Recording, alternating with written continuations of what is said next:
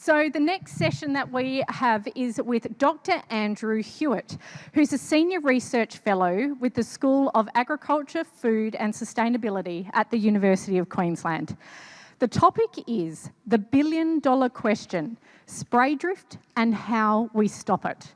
Now, I have to say, I got reading about Dr. Andrew Hewitt online and the CV is impressive. So I'm just going to give a high-level snapshot and you can jump online and have a Google after.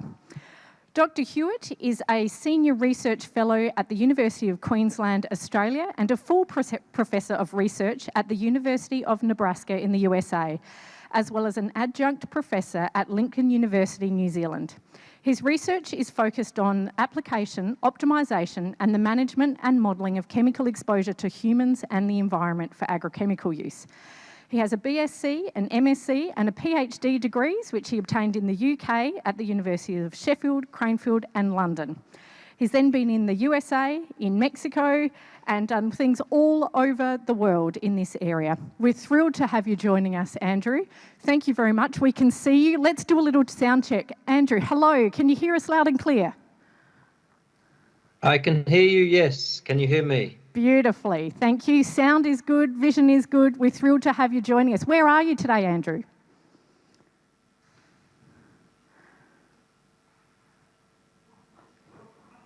Andrew, you there? Where are you joining us from today? Washington, D.C. Washington, D.C. Beautiful. This is going to work fine. Excellent. We can see your talk now, Andrew. I'll get you to share your screen and it's over to you. I'm here as your wingman if you need me.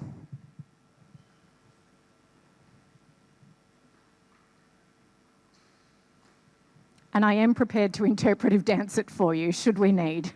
Nozzle Know How by Bill. Okay, Andrew, how are we going? Sam, are we good?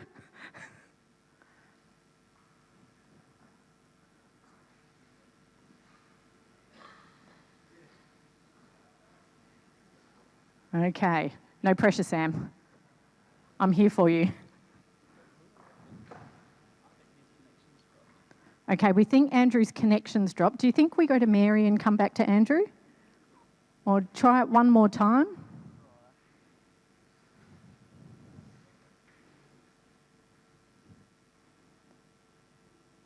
Okay, we'll give it 1 second. It's going to be fine.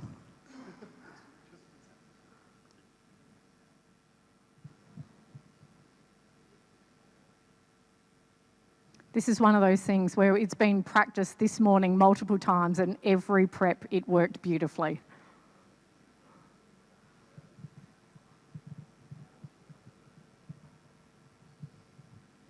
Have you got his number there to drop him a text? You got his number to drop him a quick text? Yeah.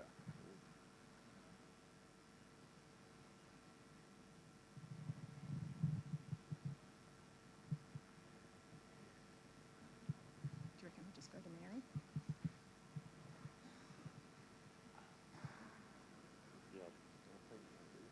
Go to Mary?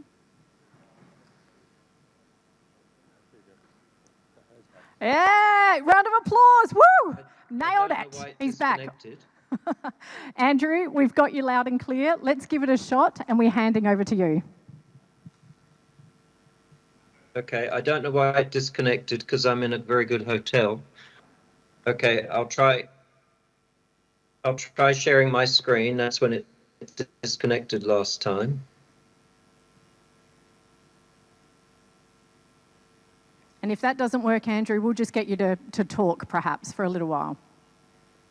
We've got it. Can you see that? Yes, we can, Andrew. It looks great. Thank you. Okay, I'll start talking. If you can't hear me, then I guess interrupt. Okay, so yeah, I'm in Washington, D.C. Sorry I can't be there in person in Adelaide. I did try and get out of this and tried to be here virtually and there physically, but I had to be here. So we've got meetings with Congress, with EPA, with the US Department of Agriculture, Fish and Wildlife Service, all sorts of politicians, all about the Farm Bill and dicamba registration being cancelled, and spray drift and the Endangered Species Act and a whole load of stuff all focused around drift. So basically, my talk for your workshop there is on spray drift management. That's about all I ever talk about. So, okay, so what are we missing? So my whole career has been on drift, starting with being project manager of the Spray Drift Task Force. We spent about $100 million looking at drift. And decades later, it's still the same problem it was on day one. And I think we need to go back to first principles and think about what is drift and how can we avoid it. So basically, drift is the movement of small drops in the wind. So if there are no small drops, there's no drift. So the most important thing first is if we're spraying, we need to think about the wind direction. So we only spray when the wind is blowing away. Can you hear me? I keep hearing feedback. Okay, so the key is to spray when the wind is not blowing toward non-target sensitive areas. There should then be no exposure to those areas. So wind direction is number one. Number two is drop size. Don't spray anything below 100 to 200 microns, depending on your height and wind speed and the rest of your application. So how do we avoid spraying fines? How do we avoid these small drops that are going to be the ones that are going to drift? Well, we've got tools like the Australian spray calculators that we developed for aerial and ground application specifically for Australia. And those allow us to look up libraries of data that we collected for GRDC and others at the University of Queensland and look up nozzle that we're using, the pressure that we're using, the tank mix that we're using, and then select the ones that have no fines. And then we need to check that in the paddock. So, what the spray calculator says versus what we will actually have in the paddock may differ because our pressure may be a little bit different depending on where we're measuring pressure. The nozzle, if it's slightly blocked, it's going to give a different drop size. And the chances are that the tank mix that you've put together is not going to be the same, exactly the same rate of everything as the ones in the spray calculator. So the spray calculator is a great starting point to pick a good nozzle, but you then need to verify droplet size in the paddock. Next slide, let's see. So what are fines? Well, every spray that we're using with a hydraulic nozzle, a flat fan, a deflector, a cone, whatever we're using to use pressure to spray, we're going to have a range of drop sizes. So not all the drops will be the same size, and chances are we'll have some fines. Even a coarse spray, so we picked a coarse nozzle and pressure, even those can have up to 13% fines with water. And then when we switch to a real tank mix, we regularly see the fines and the entire drop size cut in half or double. So we could go to 20% fines or more, even with a coarse nozzle. And so, I can't stress enough that we're not home and dry just because we picked a nozzle that the nozzle catalog said was coarse. We need to make sure we have no fines in that spray. So pick a good nozzle, pick a good adjuvant.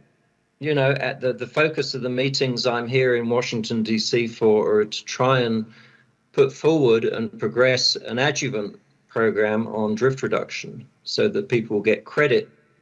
Growers will get credit for using adjuvants. Adjuvants will be certified as drift reduction along with all the other certifications that they have. And there'll be no doubt in a grower's mind when he picks an adjuvant as to whether or not it is one that's going to do the job on spray drift. So what we're trying to do is get rid of those drops below 100 microns if we've got a low boom and a low wind speed, or 200 microns if we're with an aircraft or a higher wind speed. So there's no magic number for fines. It depends on the wind speed and the boom height. So get rid of the fines and you can get up to 100% less drift. I can hear other people talking. I guess I'll just keep talking over them. Okay, so eliminating fines is complex, and the only way to know for sure is to make a measurement of what you're actually spraying.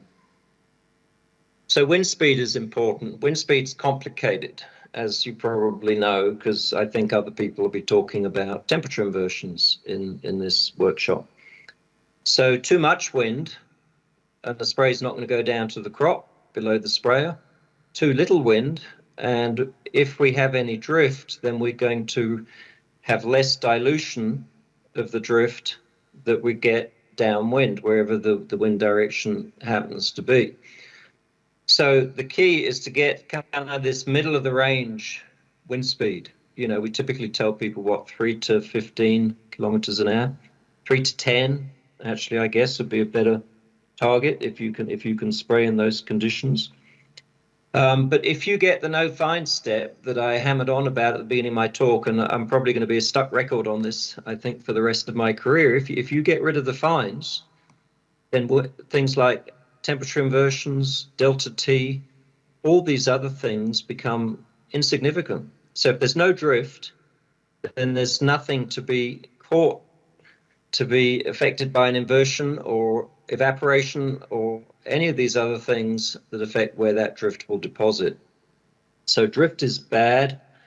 Avoid it at the source by avoiding fines. Now, another way you could avoid it is you could use a hood. Some people will use hooded sprayers as a shield to make sure that none of the spray can move and get caught by the wind.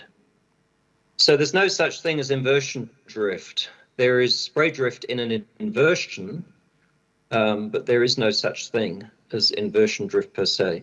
So get rid of the fines, and then there's nothing for the inversion to affect. So go with very large drops and zero fines, and you're going to get the spray to the target without these downwind concerns. So next most important factor, so wind direction was first, fines was second, get rid of the fines. Third, lower the boom height as much as possible. So get the boom close to the target, whatever's safe and practical. Obviously, we want good overlap and good coverage. But in general, if you cut the boom height in half, you cut the drift in half.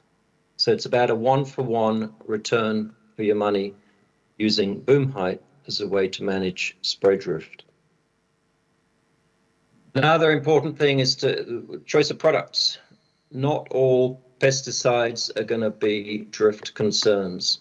You know, it takes a lot of some products to cause a little bit of damage and a tiny whiff of other products to cause a lot of harm.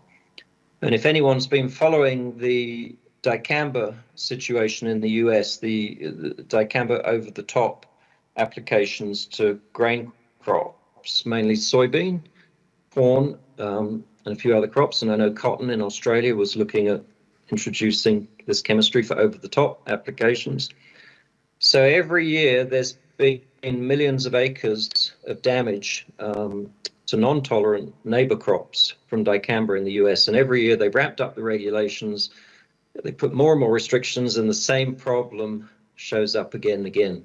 So a federal court in the US cancelled the registrations for over-the-top dicamba use. That was about 2 weeks ago. And so that's a big hot topic in the US too. And we have the same kind of issues, in my opinion, in Australia with some of the phenoxies. You know, we ramp up the regulations, we still have issues. So I think we need to think about the products, we need to think about drift and volatility. And vapor could be formed at the time that you spray the material through the nozzle. You know, we need to think carefully about what we're doing, how we're spraying, the effect of high pressure, the effect of high temperature, and some of the other things that are in the tank mix on all of these exposure pathways. The next slide. So we did some work years ago for what at the time was Monsanto and is now Bayer. We looked at the effect of tank mix on fines for different nozzles. So this chart shows what, about a dozen typical nozzles, and on the y-axis I've got the percent fines.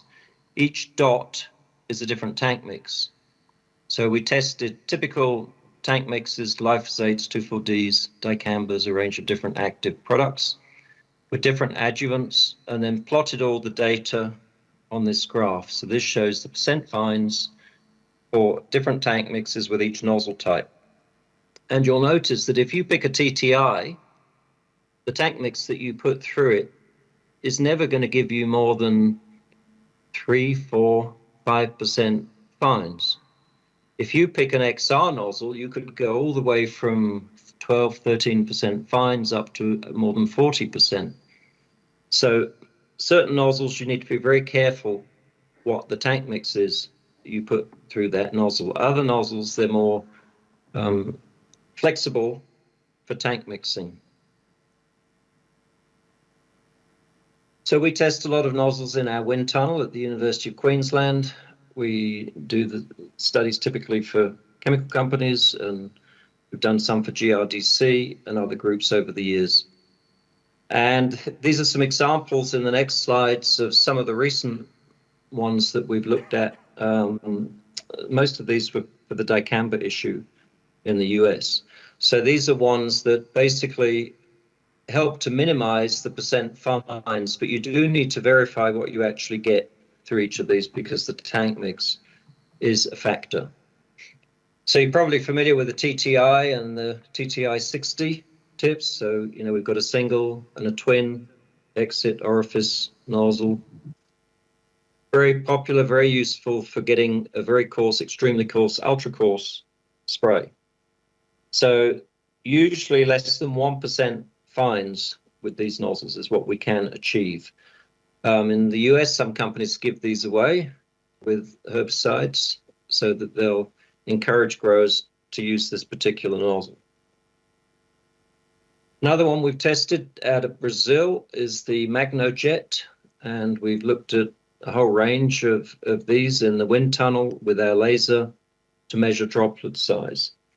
So this is an example of the MagnoJet Mug 04 and 05. And when you operate these at 3 to 5.5 bar pressure, you get 0% fines if fines is 100 microns. And that's for a range of different herbicides, for a range of surfactants and some drift reduction adjuvants. Now, if you want to define fines as 150 microns, which is what we are now fixed on using as the value for fines in the US, then these could be up to 1%, but that's still a very low number compared to the 13% that I mentioned earlier. I'm trying to give examples here of different manufacturers, so there's no promotion of TJet or Hardy or Greenleaf or all different companies. So Greenleaf, they've got the Avi UC ultra coarse nozzles, and these will give you minimal fines at pressures to 3 and to 5.5 bar. And again, there's single and twin fan options. And when some people see UC ultra coarse, you might quite rightly have alarm bells ringing because your coverage is potentially going to be lower if you go ultra coarse in droplet size, fewer drops. So how do we fix that? We probably need to increase the water volume rate. So constantly cutting to lower and lower water volume rates does give us a challenge in avoiding drift. I think if we can go to higher water volume rates where we do have drift concerns, then we can use these larger drops and still get good coverage. I know for narrow grass weeds that may not be optimal, but certainly for broadleaf weeds, there's no reason to not go up on the water volume rate, up on the droplet size, still get good coverage with no drift. Okay, another example, the Hypro. So Pentair Hypro 3D nozzle. Pressures up to 3.5 bar, this one works well. Above that, the fines were tending to increase. Another Hypro, the PSLD, so low drift, and then the PSULD, ultra low drift. MQ, don't know what M and Q stand for. These are good at pressures up to 3.5 bar for minimizing driftable droplets for your herbicide applications. Turbo Drop, the Agritop Turbo Drop company has the TDXL range. And if you change the insert to the TDXL and switch the caps, you go one size up on the exit orifice compared to the pre-orifice, and you insert this little disc, which is what the D is for low drift, then the drop size goes considerably bigger. So if you already have the TDXL nozzles, you just can buy these little inserts that you put in, switch the caps as instructed on the literature from Agritop to drop, and you can get a much bigger droplet size. Pentair Hypro ULD and ULD-M, these ones will give coarse sprays up to 3.5 bar, and if you use the max drift reduction, the ULD-M, you can go even higher than 3.5 bar and still have almost zero fines. Wiltshire UR nozzle, some people may be using pulsed width modulation. This is a good nozzle choice to go with that to minimize fines. So as you know, with PWM, you need to, with your pulse rate, to allow time for the spray to fully form. So if it's 110-degree angle like this one, we want to make sure it is 110. Some tank mixes with a lot of viscosity may make it difficult to get to 110. So picking a good nozzle that works well with PWM sprayers is important, as those of you who operate those sprayers would know. So in Australia, APVMA has a standard approach for looking at chemistry for drift reduction. So I just talked about nozzles. The other important part of the story is the tank mix. So with the APVMA approach, and we'll be doing some of these tests when I get back to Australia for some Australian adjuvants, we basically measure the drift potential and droplet size in the wind tunnel. And then if an adjuvant reduces fines, or if it reduces airborne drift, then it gets approved as a DRA. And in the US, we're working on a similar approach, but there'll be an industry body that will certify all of the DRAs. So when a grower goes to a pesticide label and there's a buffer, a setback distance between you and a sensitive area downwind, if they use an approved DRA, they would get a 50%, maybe 75% buffer reduction. Currently, the only DRA being, the only drift reduction technology, DRT, being considered in the US is hoods.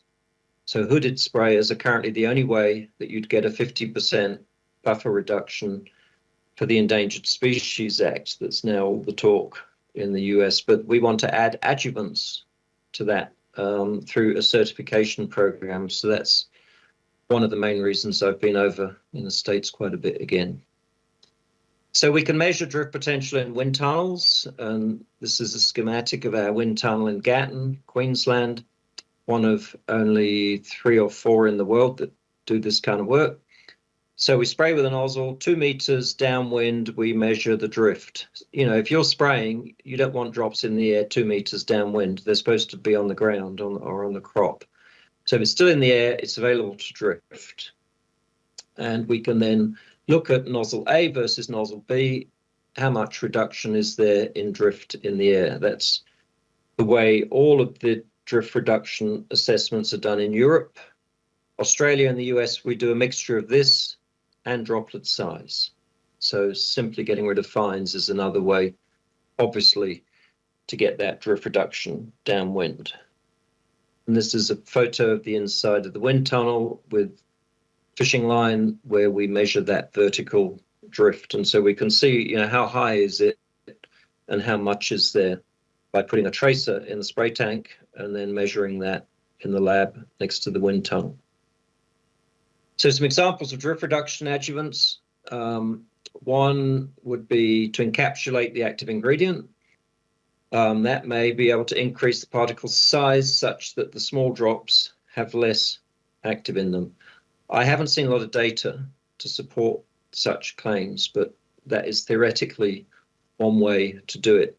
A more popular way would be to thicken the spray mixture using a guar-based product, and that will tend to reduce the fine droplets that are produced with suitable nozzles, not necessarily optimal with all nozzles. So you need to make sure the nozzle that you pick is one that is well paired to that technology. And some polymers can achieve the same thing, but some of the polymers broaden the drop size spectrum. They make the drops too big. And some of them break down when you pump them. So if you have agitation system in your sprayer, then they may break down on recirculation or pumping in the spray tank.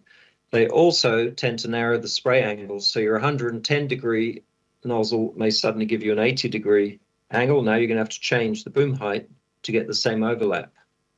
So you need to be aware of some of the side effects. Very popular chemistry. A lot of the examples I've looked at here in the US as DRAs that we're progressing is emulsion chemistries. So spraying an emulsion rather than a solution usually helps us to narrow the drop size spectrum and give us fewer fines. So to get a certain surface tension, we don't spray water, do we? We spray water and a pesticide, and then we have spreaders and stickers and things in typically to help with rain fastness and wetting. We've talked a lot this week about leaching and runoff as well as other exposure pathways. But another way to get the lower surface tension is with a good emulsion adjuvant at an appropriate rate. That gives us the lower surface tension without the fine droplets.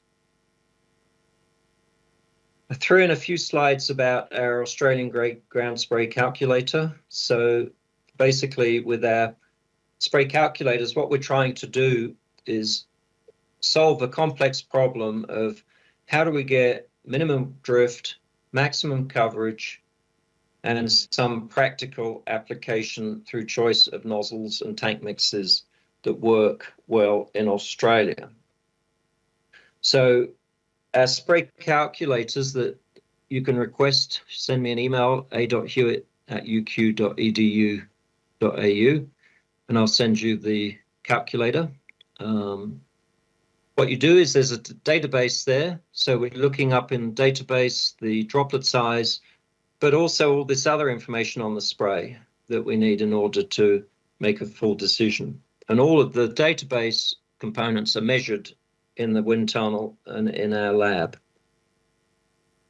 There's the wind tunnel with the lasers, and then here's the chemistry lab where we measure the surface tension on the left with the maximum bubble pressure instrument, and then on the right, a big cone into a funnel to measure how much air is entrained in our spray. So we get the full spray dynamics from measurements, and they're put in libraries in the spray calculator. Then we have two models that take those data and calculate your drift and your coverage. So the drift is calculated using AgDisp, which is the model that the regulators have all approved. So you end up with a buffer zone that is approved by the same model as the regulators. And then spray coverage, we use another model called L-Studio. And all that work was funded by the Australian Research Council over many years. So you're basically growing virtual plants with the model and then looking at how you spray a narrow leaf differently than a broad leaf, different drop size to get coverage on those two. The spray calculator is evergreen because we can add new data. When there's a new nozzle, a new formulation, we can just add those into it. We can also add pesticide toxicity data that we need to calculate buffer zones. So this is what it looks like. So you go and you pick your manufacturer of nozzle, you pick your nozzle, your pressure, your tank mix adjuvant, your pesticide, how fast you're driving, and then it calculates the rate in litres per hectare based on what you've picked. It then tells you your drop size. So this example's coarse with 4% fines and 138 drops per square centimetre coverage. This shows that drop size curve, and it's classified in the coarse category. So each of those dotted lines is a boundary between very fine, fine, medium, coarse, very coarse, extremely coarse, ultra coarse, and this one was classified as coarse.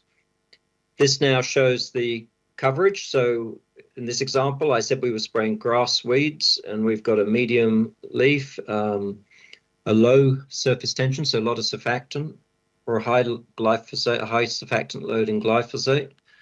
And in this example, the coverage is 23%, roughly 171 drops per square centimetre. The buffer zone in this example, if we spray in a 2 metre per second wind, 25 degrees, half a metre boom height, for something like a 2,4-D, where the regulatory acceptable limit on the y-axis is about 0.01 of the application rate, the buffer zone is 16 metres. So this allows you to see your setback distance and how to safely apply it with whatever you pick. Some sprays we've measured the airborne drift with the monofilament lines that I showed in the earlier slide, so those ones are included here as well. In this example, there's 3% airborne drift in the box at the top middle from what we measured in the wind tunnel on strings. Here's an example of going, instead of that, what was that last one, coarse, I think it was, or medium. If we go to ultra coarse, now we've got almost no fines, low drift potential, but very low coverage. We're only 11% coverage now. So there's a trade-off between going bigger and bigger on drop size and achieving good coverage, unless we go back and change our water rate, bigger nozzle or drive slower. There's an aerial calculator as well. So this shows, for example, with the 4010 nozzle, a 40-degree nozzle, you might have a medium drop size, 16% fines, good coverage, but a fairly fine spray.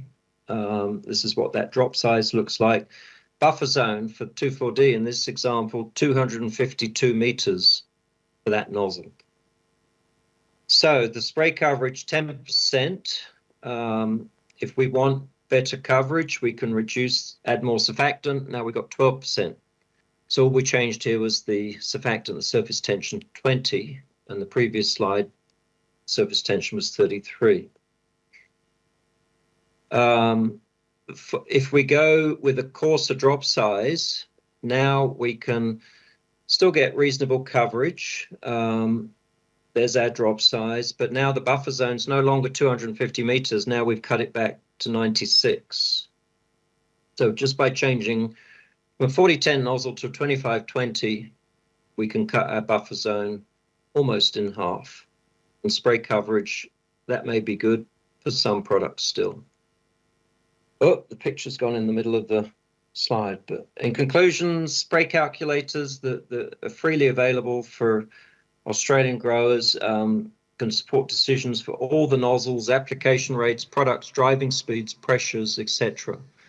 They can complete your risk assessment to look at how far away you should be from a non-target sensitive area, and consider more than just drop size to get to that. Thank you very much. Sorry if I went over a couple of minutes. No, that's great. Thank you, Andrew. Let's give Andrew a big round of applause. Thank you.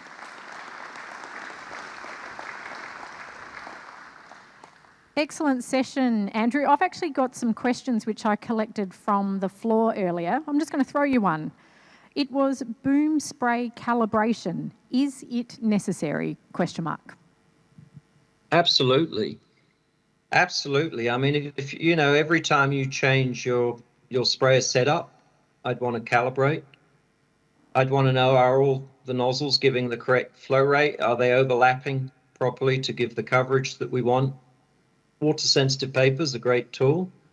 You could also use chroma coat card, which is just, like that shiny white photographic paper, and then put a food grade dye in your tank, or maybe your spray's already blue. If you've got certain herbicide in it, it may already have color. So absolutely, I think spray calibration is essential. Thanks, Andrew. Next one that I gathered from the floor. What's the relationships between droplet quality and droplet mass? Will a droplet with air inside drift more than a solid one?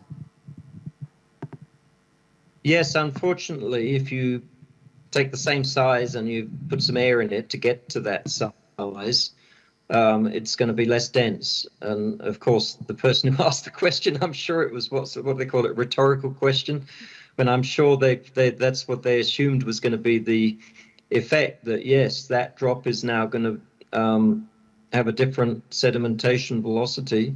Unfortunately, it's going to be more buoyant. It may also be a bit non-spherical and have more drag in the air, and therefore the net result is it could drift a little bit further. Thanks, Andrew. And the other one I collected said, and you have covered this a little bit, but I will ask just in case, best nozzle selection for summer spraying coverage, staying within legal parameters, i.e. best nozzle selection for grass spraying. For grass, did you say? Yes, for grass. I'm not sure if there was any other clarification on that one from around. No? Yeah, I mean, so to get good coverage on a grass, a narrow leaf target, unfortunately, we don't want to go too big with our droplet size. So we may have to deal with drift in other ways. We probably want more of a medium coarse droplet. And now we're going to be concerned about drift. So I think that wind direction is critical to spray when the wind is back into your own paddock, and maybe treat the edge that you can't do safely, maybe go coarser just for that edge bit, right? Go bigger on the droplet size where you are nearer to a sensitive area. But for most of in a large paddock, I would be looking to try and go medium coarse. And as you probably know, something like an AIXR, but put in a good drift control adjuvant. Do everything right that you can to minimize the chance of drift if it's a product with a drift concern. And not everything is a drift concern, right? Some people are surrounded by neighbors with the same crop. Everybody's in a different boat on where they are relative to a non-target sensitive area, a vineyard or whatever it is. But yeah, if you need to manage drift, there are other ways than just drop size. Wind direction being number one, boom height being important, and then some people even make their own hoods. You don't have to necessarily buy a hood. Beautiful. Thank you, Andrew. We might hold it there for questions at the moment. If anyone has any more, you've got those post-it notes on your table. Write them down and bring them over to me, and I'll email them through to Andrew so we can follow up and get your questions answered. But I'm glad I got 3 answered, which had come through before. Can we please give Andrew a massive round of applause? Thank you. Thanks, Andrew. And if you're happy to be online, I can see some people writing some questions down, which I might drop through to you soon. Thanks again. Okay, our next session has 2 speakers. It is looking at staying the course, nozzles, boom height and ground speed. And I'd like to welcome our 2 speakers, Andre Sabini and David Keach. So for those who haven't met our speakers before, Andre is the Technical Marketing Lead with New Farm. He has a background in tech support nationally in the crop protection space with New Farm. He also sits on the Heart board and has been there since 2011. David is the Field Development Officer with New Farm, and he's moving now into a green on green role. He's got a background and interest in herbicides and application, and he studied with the University of Adelaide, worked with Forestry SA, University of Adelaide, Eurofins before joining New Farm. So we've got 2 awesome speakers here. It's over to you. Let's make them welcome.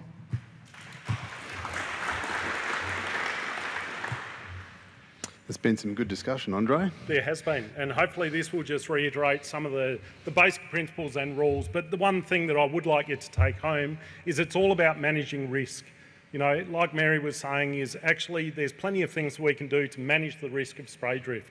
But we'll certainly focus on how to get the best out of each droplet as well. And I think a lot of the discussion, we will repeat some of those messages, and a lot of it falls under spray or droplet optimisation.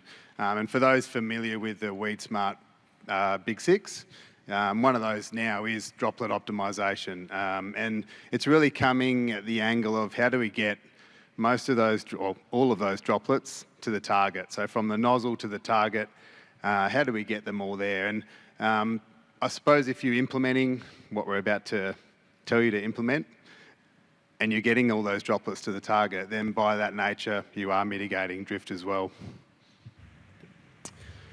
So we've got a few dot points there, and we'll cover these now, and we'll cover some of these in more detail as we go through, but there are many considerations to put into play when we're considering droplet optimisation. So spray quality is the obvious one, and really that's a function of our nozzle type and pressure. And it's not just the colour of the nozzle.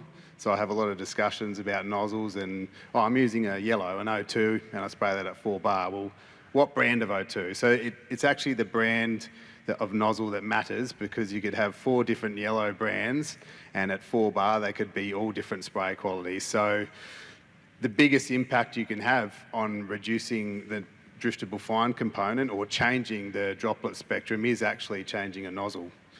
And we will cover that in a bit further detail. Boom height, I think that has been well covered previously, and we will touch on that with some props. We did bring some pink props that hopefully you can see. Speed of spray, that's been touched on as well. So, what that does to the trajectory of a droplet as we go faster. Wind speed, again, most labels now do state don't spray above 20 kilometres per hour, and that definitely impacts that day wind and whether we're going to have droplets moving out of the paddock and across the fence. Temperature and humidity, I think Delta T had a big focus many years ago, and that was particularly around, when there was a propensity to use medium spray quality. So Delta T was a much bigger factor. Now that we're moving into coarser spray qualities, it's less of a factor, and certainly, and I'll touch on this with the spray quality chart, as we go into those extremely coarse, ultra coarse nozzles, Delta T is less of an issue. We can actually push the Delta T out a bit further as well. We need to remove it from our priority list. Yep. It was number 1. Delta T was also built on medium spray quality back in the day. It's 30-year-old technology or implementation, and it should be removed from this day and age. Yes, use it as a guide, as a feel-good, but that's as much. I'd spend about 10 seconds looking at it, and then I'd move on to the other factors that are far more important. It's probably what drove us into spraying into, nighttime conditions with inversions was, I've got to have a low Delta T. Well, that's when it is. Yep. So. Delta T actually is a great indicator of the highest risk of inversions. And finally, if we've got time, we've only got half an hour, we might touch on formulation technology. Certainly we will talk a bit about different products and how they impact the droplet spectrum, but we may have time to talk about advances in formulation technology and droplet optimisation as well. Excellent. Well, let's kick off with some boom height. Yep. So there's a couple of changes we can make in just about every paddock to actually minimise the risk. And one of the things that certainly is discussed amongst a lot of the industry people, agronomists, certainly Keechi and I have lots of discussion about this, is did you actually see that boom spray as we drive past? That boom height was just ridiculous. And when I call ridiculous, look, in normal fallow spraying summertime, we need to actually understand how much impact boom height can have. In a lot of the self-propelled, you've got automatic height controllers, trail boomers, there's mix match, but at the end of the day, what setting have you actually got that on? Thinking about it, nozzles, generally the 110 degree nozzles, and most boom sprays are set up for 50 centimetre above the target, and try and get as close to that as possible. So I built these props, and I struggled when I was doing this, measuring 10 times, because that bit there is 50 centimetres, and that looks ridiculously short. And that's the challenge that we've got as operators. It actually exaggerates when we're actually sitting in the cab of the tractor, especially the self-propelleds. When we're looking down at the boom looks a lot closer to the ground. So you actually want to try and, it's natural to try and get it up off the ground, especially for undulating, country where you don't want it touching and things like that. And why do we want to be at 50 centimetres? Well, it's all about the drift risk. So a boom height of 50 centimetres going from 50 to 75 centimetres increases the drift risk by 4. So 4 times the drift risk of just going from 50 to 75. But certainly we see a lot of booms going a lot higher than that, and a metre is quite common. Now, if you have a boom height of 1 metre, you're at 10 times higher risk of causing drift. So that's 10-fold drift risk when you go from 50 centimetres to 1 metre. So now that's obviously extremes, but there's no reason why when you drive into a paddock, you can't go, oh look, instead of 70 centimetres, I'll drop it down to 60, I think that will be fine. Have a think about the target weed species, where that is. If it's melons on a fallow paddock, obviously they're fairly low, and you can keep the boom quite low. So keep that in mind. And it's 50% off the false target as well. So Mary touched on this with stubble. So, if we've got a standing wheat stubble, it's 50 centimetres off the top of that. So it actually doesn't end up being 50 centimetres off the ground in those stubble situations. It's possibly 70. Yep. And also check workers. Make sure that they understand the actual risk of boom height. So, optimal droplet size. You've heard some of the discussion around 150 micron, and anything below that is classified as a driftable fine. There's enough literature and science behind that, and that's certainly right. We've done quite a bit of work within New Farm to actually understand what's too big. Because one of the issues that we've got is a lot of people say, oh yeah, big droplets, we won't get the actual efficacy out of the product. We do know the optimum droplet size is between 150 and 720 micron. There is not one nozzle that actually will allow you to put everything into that. And I was, I suppose, a little bit concerned when we're hearing some of the speakers today talking about, oh well, this won't actually, this doesn't produce any drift. There's no small droplets out of this particular nozzle. Every nozzle produces driftable fines. Every nozzle will produce droplets smaller than 150, especially in the environment that we use it. So, and that is because if you have a boom height, boom speed, warmer temperatures, you can actually change the fan angles just with speed and wind and a few things like that, and you can actually shatter some droplets. So there is plenty that are actually below that. Why is this so important though, in those small droplets? Well, there's a term called stop distance. Now, if we think in a controlled environment and we actually put a nozzle set within that controlled environment with no wind, nothing like that, there's actually the physical mass of a droplet can only travel so far. Now, with a high pressure air inducted nozzle, generally every droplet coming out of that nozzle at that nozzle point is exiting at around 42 kilometres an hour. Now, I've got a couple props here. This little pink ball is basically indicating a 100 micron droplet. Yes, very small, but that is exiting this nozzle at 42k an hour. If there's no other environmental factor, this is what we call a stop distance. And that stop distance is 34 centimetres. That droplet will not travel under its own velocity any further than 34 centimetres. So how's that going to get down to the target? Now, we aren't sitting still, we're not in a controlled environment. As the boom spray is going across the paddock, it's actually travelling. The aerodynamics of anything moving forward, there's a bit of a wake effect.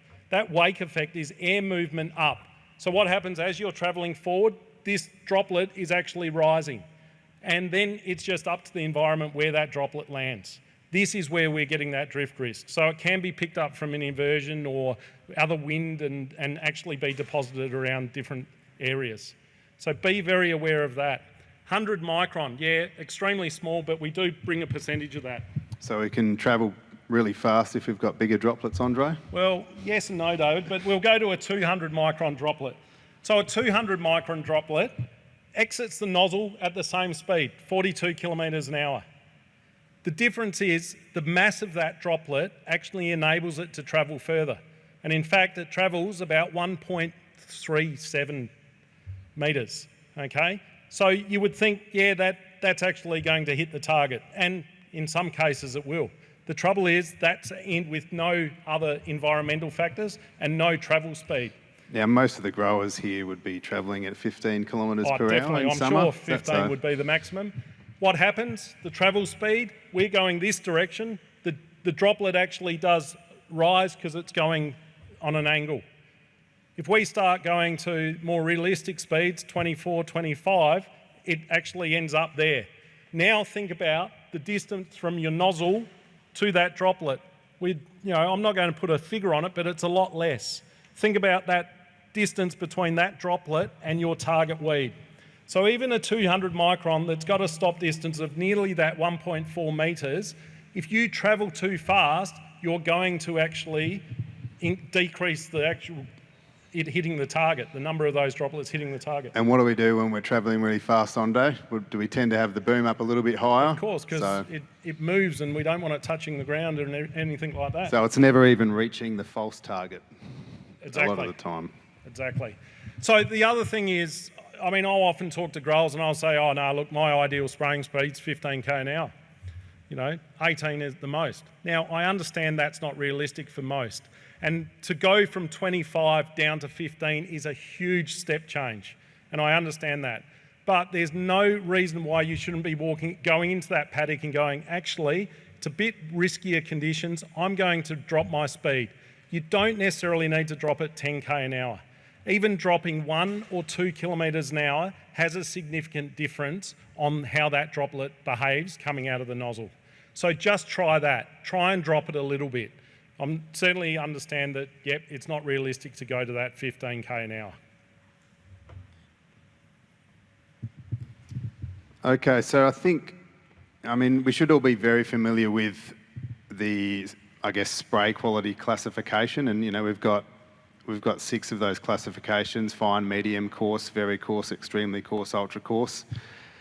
And I'm going to contradict Andrew here, but there is absolutely no need to ever be using a fine or medium spray quality. And there isn't a product in the New Farm range where you would need to, and I don't think any of them even specify that. In fact, most of them say not to use under a coarse spray quality.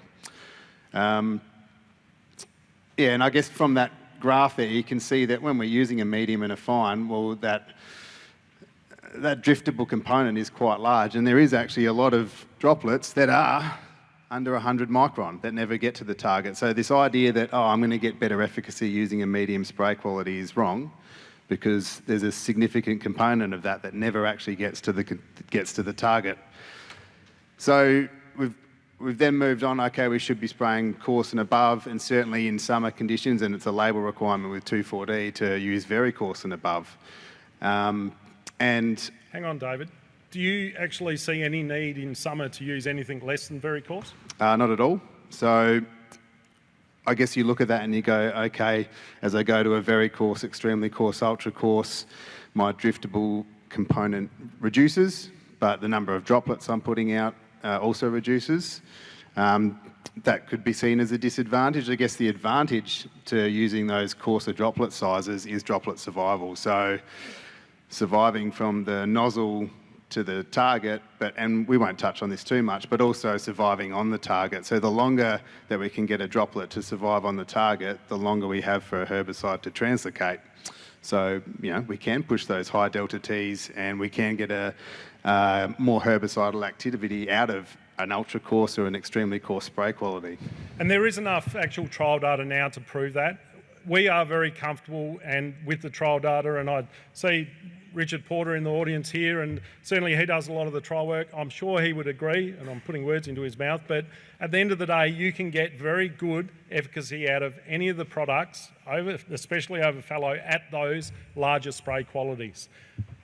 And I'll say the question did come up, around tank mixing and using a very coarse spray quality in our autumn knockdown for ryegrass, and I'm very comfortable with us using a very coarse spray quality for vertical targets like ryegrass.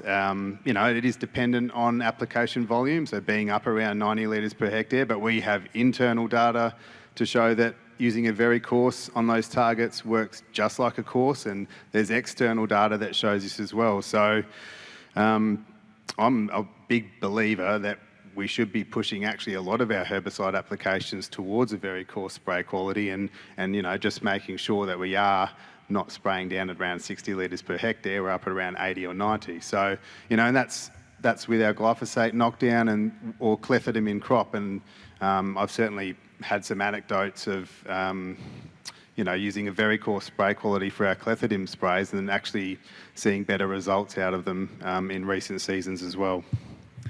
So one of the things we need to understand, and this is where we don't actually buy a nozzle and it's that specific spray quality and it's all that one size droplet. There is what we classify as a droplet span, or it's actually technically termed a relative span. So this actual diagram up here actually gives a good representation of that. So this is potentially a very coarse spray quality, and it actually gives you that span of what comes out if we're using water. So as you can see on the left of that graph, it actually is producing quite a few under that 100 micron, and especially under that 150 micron. And then out the other end, you're getting right up to 800 micron droplets. So that's the span. The line in the middle is what we call the volume mean diameter. Volume mean diameter is basically the 50% of the whole volume is below that, and 50% of that total volume is above that. What you do need to consider with that volume mean diameter is that each smaller droplet, you need 4 or 5 smaller droplets to every one bigger droplet, because it's a volume equation. But we all know that, and it's been discussed previous speakers about, we don't actually spray water out our boom spray. So what effect does other products have? Now, one of the things is I strongly recommend don't overcomplicate it. It is extremely complicated if you start bringing in product types, because it's not just the active ingredient, it's the formulation type that can have a big play on this. Our nozzle classification actually takes this into account, the spray quality classification? That's right, it generally does. So the actual standard is what they use is a 40 dyne solution. A 40 dyne solution, the best way to think of it, the dyne is a measurement of surface tension. It's basically like adding a low rate of a Weta 1000 or a BS 1000 to that water. So it does take some of that into consideration. And many products do have a small amount of surfactant in them, and it probably accounts for a lot of formulation types having that represented in the classification system. Yep. So what does surfactant do, Dave? What happens when you add a lot of surfactant? So 0.2% of a generic Weta. Yep. Well, we actually shift that bell curve over to the right. So, To the left. sorry, to the left. It actually shifts over to the left. So our median diameter becomes smaller, but we've actually got a larger component of driftable fine. So you can see that if you drew an imaginary line where 150 is, we've actually increased the number of droplets under 150. And if I had my way, we'd never use a BS 1000 again or a Weta 1000, because that's actually what that does. And if you've ever seen a Weta go through a boom, you've probably seen how drifty it gets, and that's what it's representing on that graph. So I think there is other options to using a Weta in many situations, and we probably could get away from using this in a lot of our summer spraying in particular. Yep, definitely. So there is formulation technology around, and certainly we've been involved in a lot of that. So when I say formulation technology, this is how do we actually formulate certain products to deliver as much of that in that optimal droplet range between 150 and 720. So this diagram here, or the same graph, actually represents in green what that formulation technology can deliver. And this is actually a 2,4-D product that is commercialised at the moment. But what that actually has done is narrowed that span. We are removing those driftable fines, but we're also trying to get the best efficacy out of the product by ensuring that it's within that optimal droplet stage. And that's the critical thing. And this is where we probably need to think about it. It's not just about drift management causing off target, it's about how do we get the best out of any product that we're putting in the tank. What size droplet do we actually want? What size spray quality do we want to get the best out of it? I think Andrew touched on it already with the drift reducing agents, very good at reducing the driftable component, but he did mention that it can shift that bell curve over to the right and actually potentially increase the number of larger droplets over 720 micron. Okay, so some trial work. I guess around 2018 when the 2,4-D labels did change, we did a lot of stewardship and application workshops, and our R&D team had an opportunity to do a lot of trial work, just looking at, again, revisiting spray coverage, having a bit deeper dive into ultra-coarse spray qualities. It's already mentioned about the spray cards and the water-sensitive paper, and do agree with that, but it's a good visual representation of perhaps what droplets do get to the target. And really in this work, and in this particular trial, we were targeting very small potato weed with a really robust rate of glyphosate and 2,4-D. And in this work, and hopefully it's a little bit visual on that slide, is that we could show that, as long as we kept our product rates up, we could get away with using an ultra coarse spray quality at 64 litres for controlling small target weeds, obviously dependent on our product choice and the product rate. And once we got up to 80 and 96 litres per hectare, that spray coverage from an ultra coarse was essentially very similar, I'll say similar to a coarse spray quality. So once we are pushing those volumes up, we start to mitigate any risk of coverage.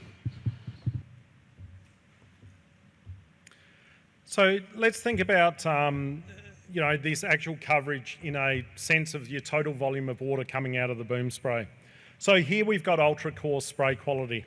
And what we've tried to do here is actually look at various water rates and how much of that spray is actually in that optimum range, that range between 150 and 720 micron.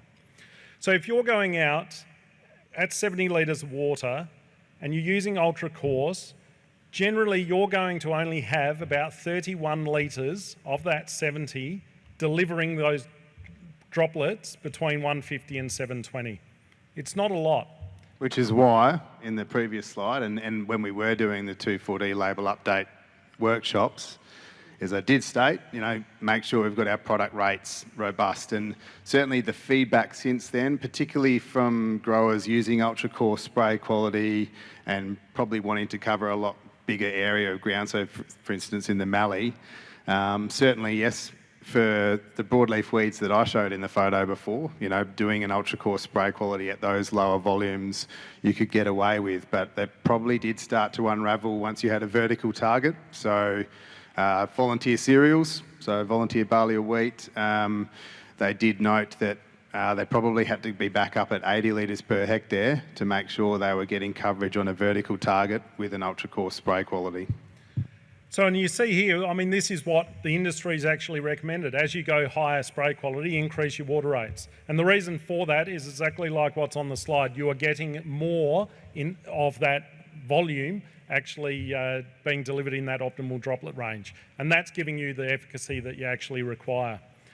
Interestingly, in the next graph is this formulation technology that I was talking about. What this is actually doing is narrowing the span. So this is a 2,4-D product. This is actually looking at very coarse spray quality.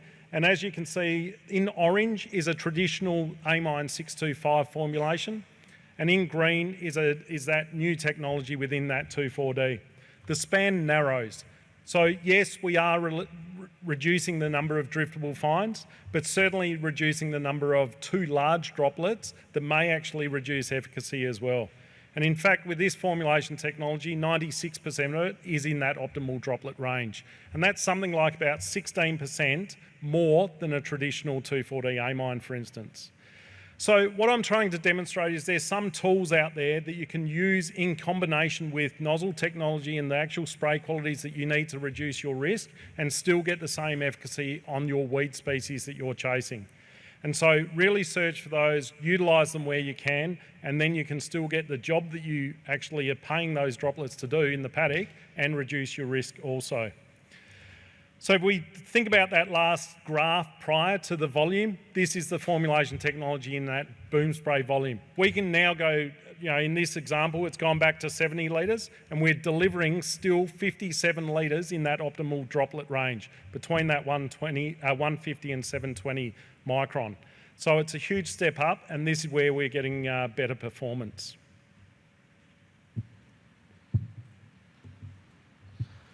Okay. I realise a lot of what we're saying, is in your control. A lot of those in the original slide, they're things that you can implement, you're in control of, you can change.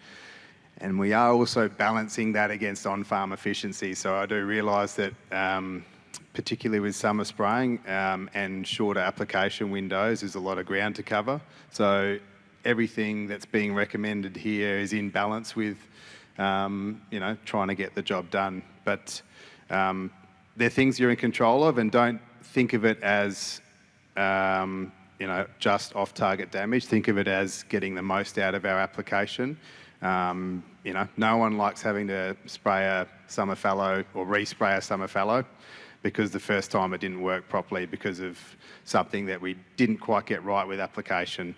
These are things you can change to mitigate poor spray jobs, to even mitigate the onset of resistance because we're suboptimal dosing. And I guess I'll touch on it because it's a bit of the elephant in the room for me. Andrew probably said along the lines of product choice and spray products that it doesn't matter if it drifts. Well, to be honest, it does matter that everything we spray, we keep in the confines of that paddock, because just because it doesn't matter that it goes over the fence because you can't see it or as it didn't impact following crop, it's still a responsibility from a social licence perspective to keep that product in the confines of the paddock, whether that's direct drift across the fence or an inversion. The bold statement I like to make, and it's really just to get you to think about it, any droplet that is moving outside your paddock boundary is not using the product and your sprayer in a responsible manner. And that's irresponsible use of a boom spray and products. Now, that I understand that's challenging, but think back to making sure every droplet stays within that paddock boundary. And look, it's not just 240, which obviously has inversion statements on it, like all modern labels now, whether that's a Roundup Ultramax, a Crucial, even a Terrador, which you think, I'll just switch to using other products. Well, they all have statements around not spraying in inversions. They all have statements around off-target damage. Leave it there. Beautiful. Thank you. Big round of applause.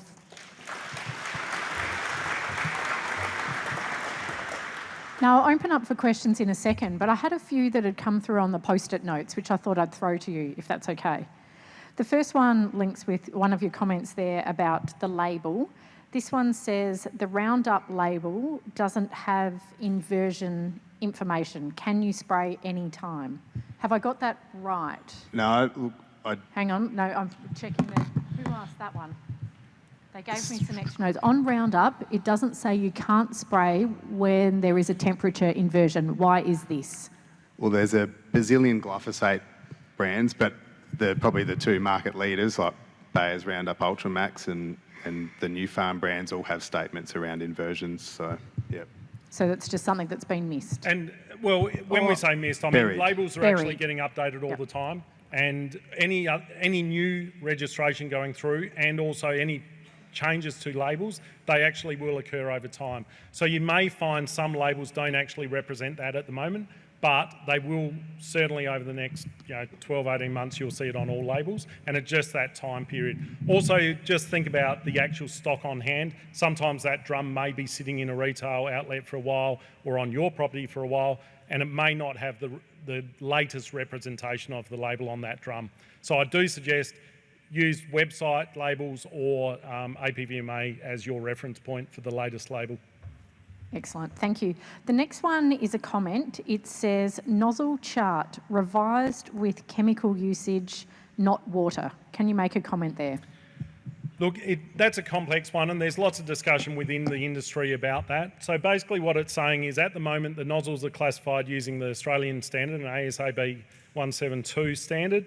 That standard does actually consider that 40 dyne solution, that reduced surface tension. If we start producing nozzle charts with product in it, it becomes very complicated. And what I mean by that is, and we've got data that we've produced, I can bring 4 different glyphosate formulations to the table, and they will all change the spray quality coming out of that nozzle because formulation changes dramatically as well. So I think we need to keep it simple. Use the nozzle chart as your best guide, and the way to use it is make sure that you're in that robust range. So don't pick it and find a nozzle that you're right on the limit of very coarse or coarse in your pressure range. Make sure you're right in the middle. So you've got room there, and that will take into consideration some of the products that you're putting in the boom spray as well. Also, just think about high surfactant loading products. Certainly, glyphosate, you need high surfactant within it. Paraquats, you need high surfactant. Just understand that that is reducing or increasing your driftable fines, increasing those smaller droplets. So maybe think about reducing the risk in another manner. Increase your spray quality to the next one above or something like that. Excellent, thank you. I'm going to ask one more before I open it up. This question says, how long is 2,4-D volatile on soil after spraying? And is Overwatch volatile? If so, how long for? I'll say, how long is 2,4-D amine volatile Yes. for? So volatility is actually, a complex topic, because when you actually measure volatility, it can be the difference between on green material, or bare soil. At the end of the day, the product label is your best guide. So if you actually look at 2,4-D amine, they are a non-volatile formulation in Australia, and it's classified as non-volatile by the APVMA as a regulatory body. And I'm standing here with Steve Powers looking at me and Chris Preston, and they certainly have got more knowledge around this than myself, but to my knowledge at the moment, things like Overwatch are also non-volatile. The point that I will always make to a group like this is the risk of damage and off-target damage is not being caused by volatile products in Australia at the moment. 99% of any of the damage we are seeing is caused by physical droplet movement, and majority of it is due to inversions and or spraying in the wrong environmental conditions with the wrong spray quality. And please keep that in mind. I personally hate this volatility question because it removes the emphasis of what's causing the type of damage and the off-target drift that we are seeing at the moment. Excellent, thank you. I'll open it up. Were there any other questions that you'd like to ask? No, you've done pretty well, I reckon. Excellent. That was a tremendous session. Love your props. Kudos for the props. They're awesome. Team, can we please put our hands together again for Andre and David?